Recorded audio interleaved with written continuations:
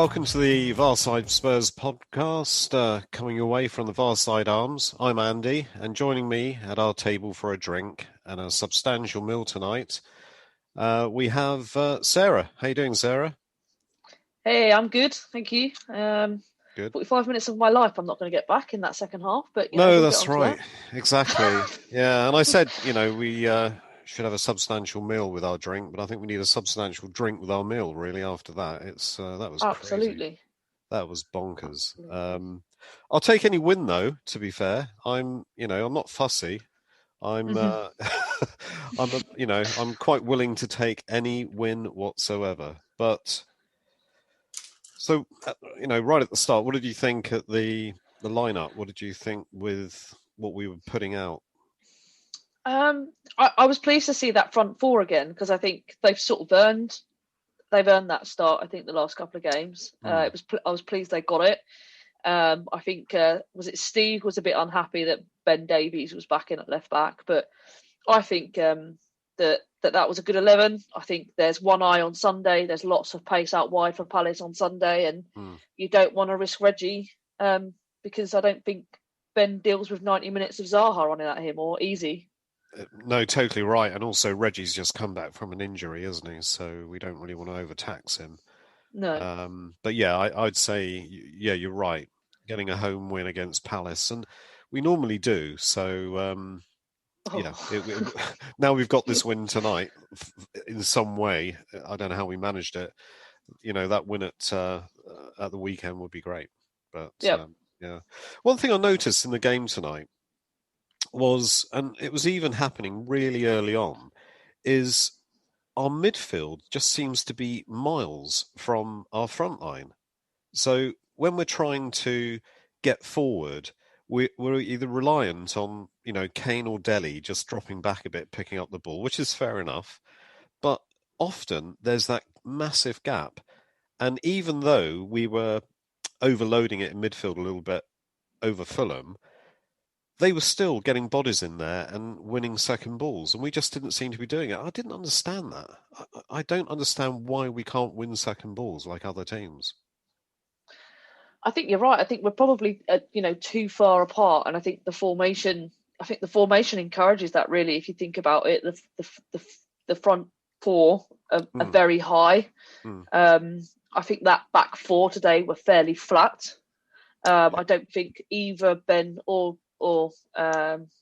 Doherty wanted or even really tried to get up the line. Maybe wanted. I think Doherty is always going to want to do that, but he didn't. He was very stationary today. Yeah. And then just having those two central midfield players, they can't go up and challenge for the ball and win the second ball. They're trying to cover the whole width of the pitch. Yes. And I think when you've got Bale and Son and Ali, and although they worked very, very hard pressing in the first half, yeah, they were knackered by the second half, weren't they? Yeah. Because they're covering so much ground. Yeah, exactly. Yeah. And that front four haven't actually played together this season or ever, really. Not started anyway. So so that, they didn't really know each other's game fully. But I agree with you. I think our fullbacks were literally fullbacks. There wasn't much wing back play going on. And Doherty, he always looks a bit petrified, doesn't he? He always looks a bit worried about stuff. And Sanchez has that kind of side to him as well. And it's all this kind of, the whole kind of vibe of the back four is a bit kind of, they're a bit worried. Yeah, they're a bit worried about what might happen next. And I don't like it. We can, I was thinking we're definitely going to concede tonight. And I'm totally surprised that we didn't concede. So, well, I suppose we did. It was disallowed, but it was luckily disallowed, I think. Yeah, very much so. I don't know that will be I mean, technically it's the rule, but it was against his body. It sort of broke for them because of his movement. But I can see that's the sort of rule change that might happen for VAR in the future because his body was against his arm. It's your natural deepest position to move away, and it has cushioned the ball down, but his arm was in line with his body, so he might have if his arm wasn't there, he might have hipped it into the same sort of position. But I agree. take the break. And no, that's right. But what can you do if your arm's by your body? What can you do? You can't do much about it. And if he moved his arm anywhere, then it would be an unnatural position, and that would still be a handball. So you just can't win, can you? No. And of course the rule is different if you're at the other end of the pitch. Yes, it is. It just works totally the opposite way. So I just totally don't get that at all. But no. But I thought if there were any highlights from the game, it was seeing that attacking front four, from about, because I thought Fulham started the game really well, but from about 20 minutes to the end of the first half, we were pretty dominant, and it looked really exciting, actually. And I'm surprised we didn't get a couple more goals, because Fulham were, letting us just get at them. Absolutely. I mean, I thought the first 20 minutes we were left wanting a little bit. I don't think we looked bad, but I think Fulham started well. And then I've got, the Kane chance on 17 minutes with a header. And he was clearly having an off day. There was 2 or 3 moments in the game today where Harry normally scores them. And he just wasn't at the races today. And, we're all capable of doing them. He's set himself such high standards that you really feel it. So we should have scored from that chance. Yes. 17 minutes gone. And then we scored almost a minute later with Dele's sort of flick. I think it was harsh. It was taken off of him. I think so as well. I think it maybe hits the post. What happened then afterwards, I don't know. But as a defender, you never want an own goal against you, and as an attacker, you always want the goal. So that whole panel is crap anyway. But it is. Yeah. We win the ball back high. Bale collects, plays it into Dele really fast. He plays it on out wide to Son, and I thought Son was brilliant in the first half. Probably the best version of Son we've seen this side of Christmas. I think he's definitely faltered out. He's struggled.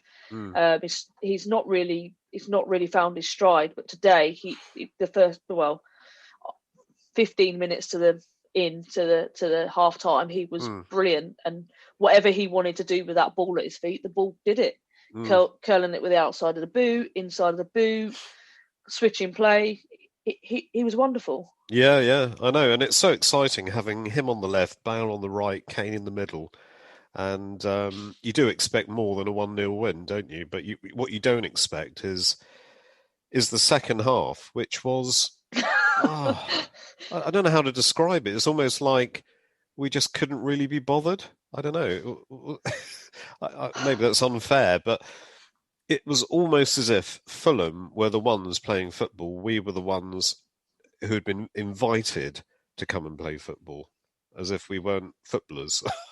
I mean, I think Fulham had that chance at stroke of half time, and I actually think they should have scored where I think was it Robinson just bounced off players and then sort of managed to run the last 30 yards without a real challenge going in. That's right. We're 3 all backing off. just into Sanchez the area. was looking the wrong way. He was the wrong side of him, and it's like, Christ, what are you doing? No idea. Laid it back. Lima, I think it was, should have done better. That's letting us off lightly, and I think we go in at half time thinking, we were lucky there, and Fulham come out going, we can create chances against we this can do side. something. They're not as good as we think, and they come out full of confidence, and we come out a bit shaken. No idea what Jose did at half time. I said it looks like the Tottenham players had gone in to the changing rooms, taken off their kit, gone into the Fulham changing room, put on the Fulham kit, and the teams have swapped kits, because it was it really was a game of 2 halves. But I think Fulham made some tactical changes at half time. They seemed to put more bodies in the middle of the pitch. Yeah, they did, stopping us playing out from the back, and it worked. Yes. Yeah, no, you're totally right. And it wasn't until we brought on the 3 Lucozade boys around about the 70th minute. The boys that had been drinking Lucozade all night and had masses of energy, Mora, Lamella and Sissoko, that, something, we actually injected a bit more energy back in the game. And I think that saved us a little bit, because we were able to keep the ball a bit more. We were fighting a bit more. Delhi was obviously very tired. Bale was drifting out the game. So yeah, that was that was a bit of a positive in the second half. But yeah, right to the end, we were hanging on. I think so, and I mean, I've been quite disappointed in Sissoko this season. I think first season, I really thought, God, what is this player? As most of us did. He stuck with it, in fairness, and he must have fairly thick skin to get through the criticism that he gets.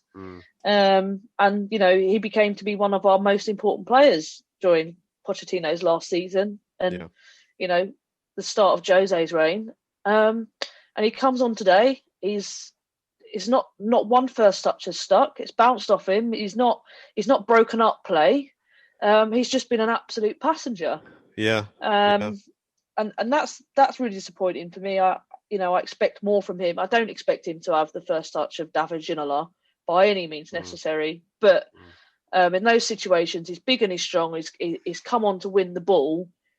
And I don't know that I can remember one tackle, which might be a little bit harsh, but I don't think I remember him winning the ball. No, I don't think he did. I think it all kind of went around him.